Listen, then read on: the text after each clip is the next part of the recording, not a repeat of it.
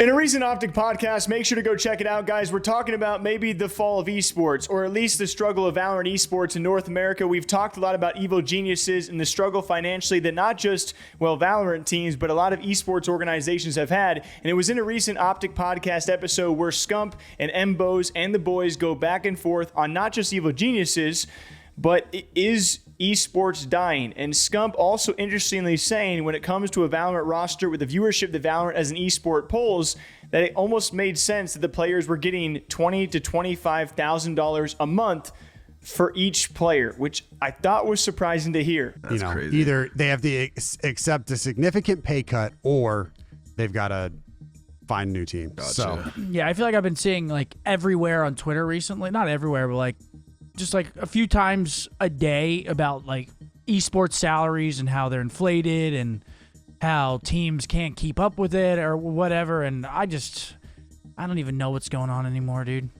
Everything feels like it's like semi falling apart. it does Slowly but surely. It does feel that way. It does feel that way. Across all games, though. Across all games. All games. All games. All games. All games have this problem. Different it looks orgs. Like, it just feels like everything's The end like is just near? weird. What are we doing next? I don't think the end is near. I think the restart is near. The restart. I think the restart is near, which I think is needed. But What does a restart look Well, like? so the restart is mainly, at least people are saying, is mainly based around player salaries because people are paying their players, and then on the back end of things, it's making it harder to do other things in the business because they're overpaying their players, and it's like, I don't know, but I feel like salaries, like what people are saying that like Valorant teams are making 20 to 25K a month, which I feel like isn't like crazy for a Valorant team. What The do you amount of mean? viewership they bring in, like people are saying they're getting overpaid, getting paid 25K a month. The player, like Players, one player. One player. Yeah, but you times that by 6, 5. including the coach and the So, analyst. so to operate a Valorant team at that would be 125 plus coach plus analyst, which they're not getting paid as much. Right. You're probably looking at like 150 in salaries a month. Yeah. But I feel like you have to know that that's what's gonna happen. Like, And I'm not going to pretend to know the financial situation of each esport and each esports organization, so I think everyone's going to have a different opinion on these topics, as I think Hitch really deferred from Mbos and Scump on this topic. Of course, OpTic, predominantly known in the Call of Duty scene, and they do it very well. Compared to other esports organizations, I really can't name many that do it as well as OpTic, as they do it inside Call of Duty. They have forever changed that esport, and they monetize and perform very well in it. When you got people like Scump and his watch party, and each year in and year out, most eyes are on the OpTic Call of Duty roster. But I don't know if it makes sense for Valorant players to be making $25,000 a month for each player on the team. Like, later on, Mbos talks about how maybe it's a failure of monetization in some form or aspect of Evil Geniuses or these teams, which certainly that is part of it. That is part of it. that's what the market is. But it's not what the market is. I don't think. But it is. They just don't. They're People not are arguing it monetizing shouldn't something be, on the but back it end. is. That's all. Like, I mean, maybe. they're just fucking up not monetizing something on their end Lack of because they're content. bringing in the viewership. They're playing their part. The viewership that comes into Valorant, they could for It's sure insane. get paid Yeah, 25K. it's more than a month. COD. But Way more than COD. the Yeah, but COD's team is dying not. too. The team is not In that sense. monetizing something on the back end. They're not getting. They're just giving the money Player out and salaries not wise. getting. They're not doing Not stuff like fucking. this. Not yeah. They're not doing stuff like this. Exactly. It's definitely a Exactly. combination of both, for sure.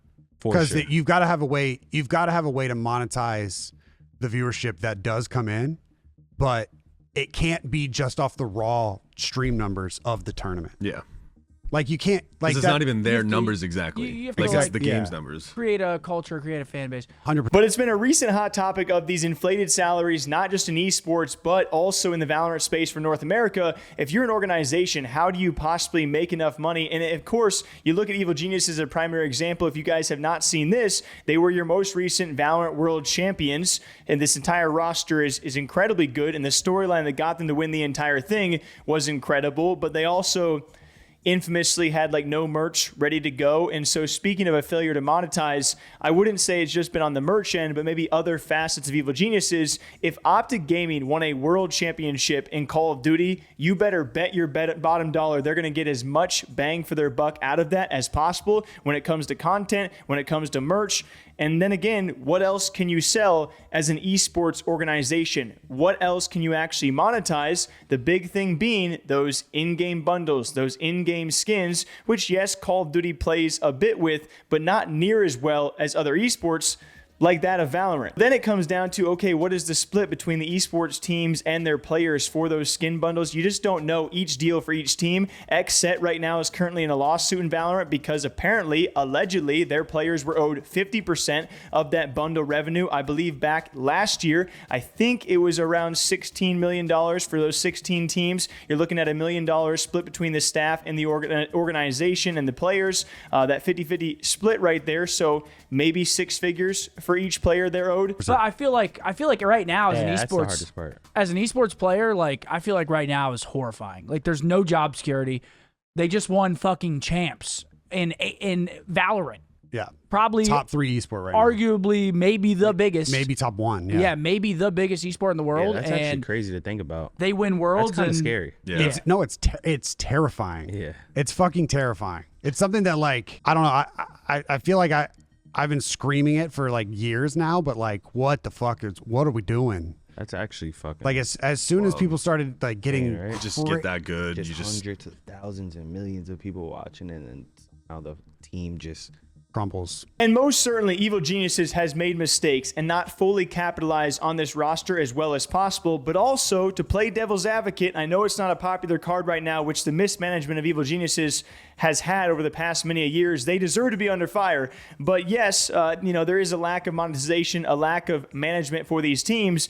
But on the flip side, if they won the Valorant World Championship and they're still trying to cut salaries by 50%, it makes me wonder, is there anything to actually monetize?